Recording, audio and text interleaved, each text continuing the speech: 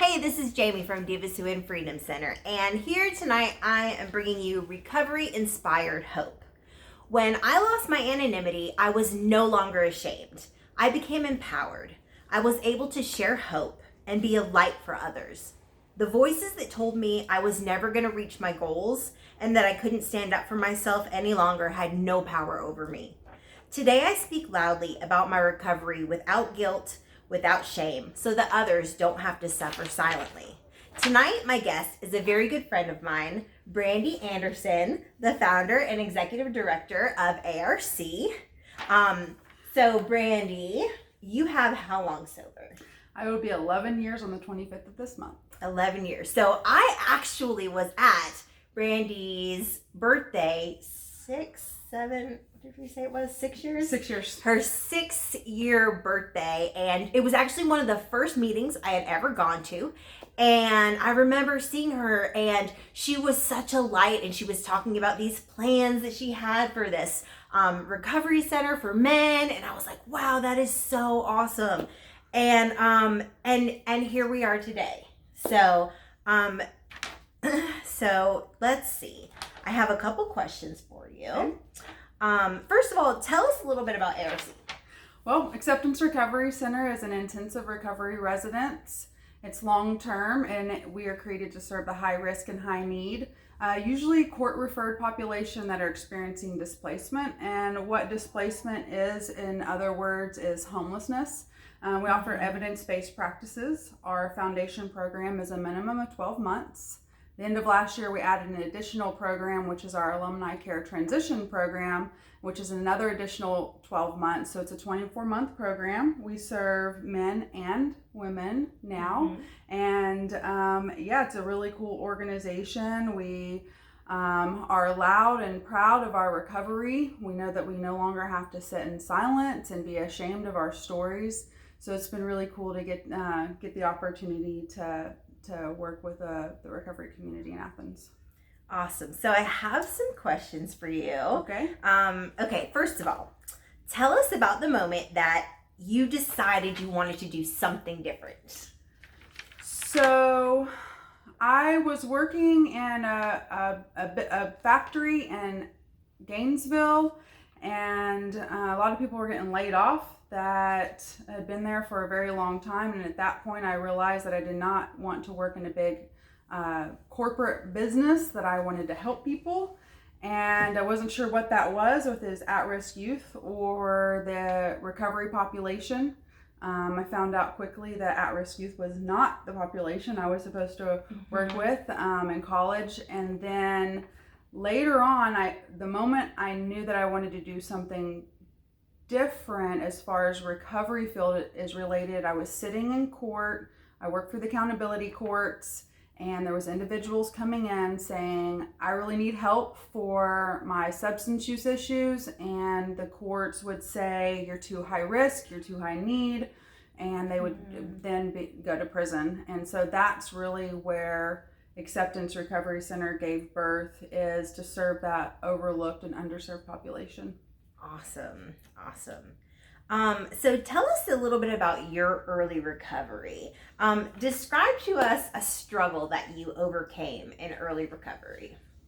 Okay, so early recovery, everything was very fresh, and I'd just gotten out of prison. At that point in time, I'd spent about 6 years in institutions, and something like knowing how to have my own bank account or putting gas in a vehicle. Those were little simple things that I didn't know how to do. But the first thing that really kind of came to light as far as like a struggle that I had to overcome was being reunited with my birth mother, and then me getting into recovery, and then her getting back into active addiction, and then my little sisters getting taken from her.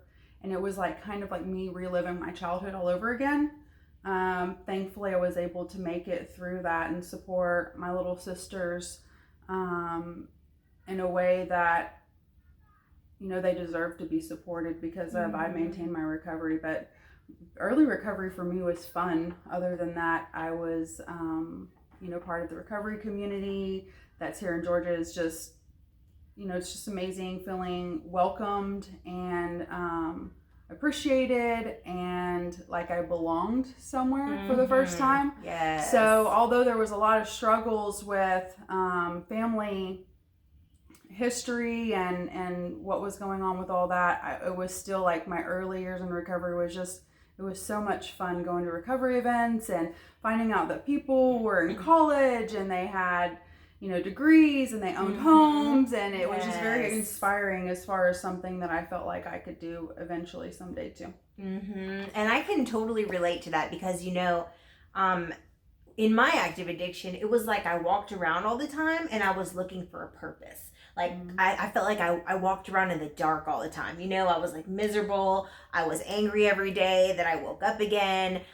It was like there was never anything. It was like same thing over and over and over again. Get up.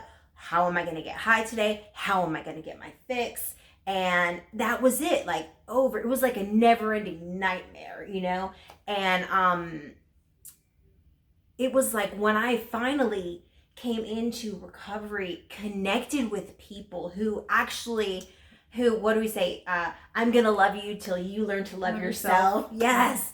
That was when I finally got this sense of belonging and purpose. Like there was purpose for me to get up in the morning, having like real friends. Like I felt like I wasn't alone anymore. Yes. People that wanted to be around you to just be around you, not because they wanted something from you or something that you could give to them. Yep. Yes. And then being able to like participate, to be involved, right? Joining a home group, chairing a meeting. I went to, what was it at the time? The crisis intervention unit there. CSU. Yes.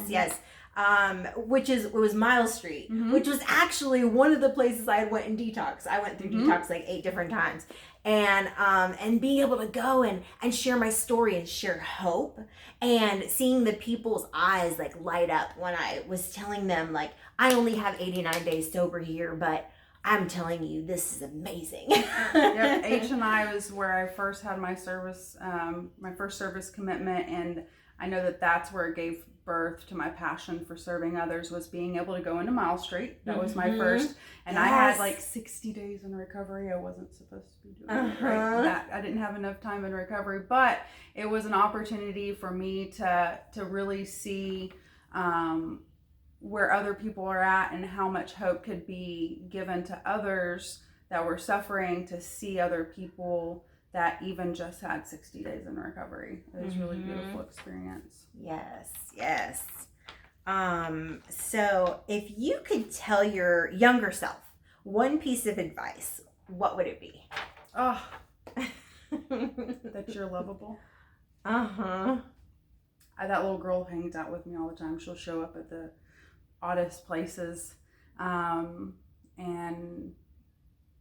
I've learned to have to nurture her, be kind to her, be patient with her, because there's still a lot of times that she feels that she's unworthy, she's unlovable, she will never amount to anything, and it's taken a long time and a lot of setting goals and reaching them and serving others that I've realized that I am lovable, that I am capable, I am worthy, and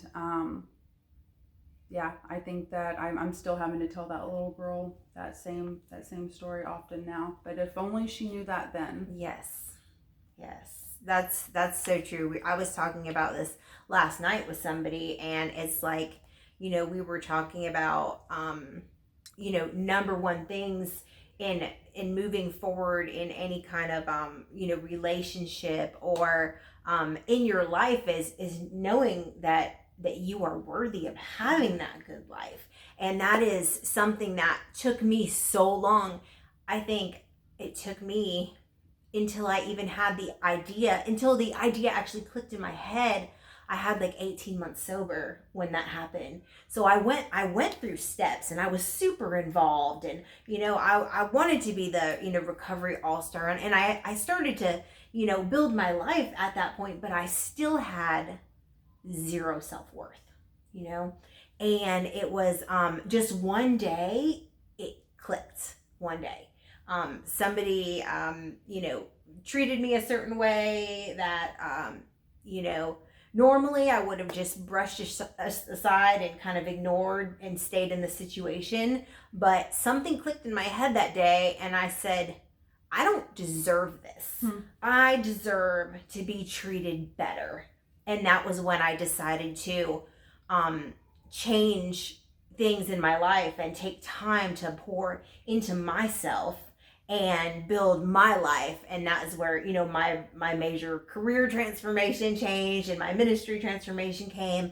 Was I took 18 months to just pour into myself, because I finally found somebody worth pouring into, and it was me. Yeah. Yes, because forever it was all about this person or that person, really distracting myself from having anything to do with myself, in a sense, because I didn't think I was worth that. So yeah. So where did you find your foundation? I found my foundation for recovery in the 12-step community. I found, it was my very first sponsor that I held on to her coattails. She had some of the same lived experience that I had, and she was in college and she had a job, and she had a car and she had a home and a whole bunch of roommates, but it ended up being like that relationship was the foundation that I was able to start building other relationships, healthy relationships with women.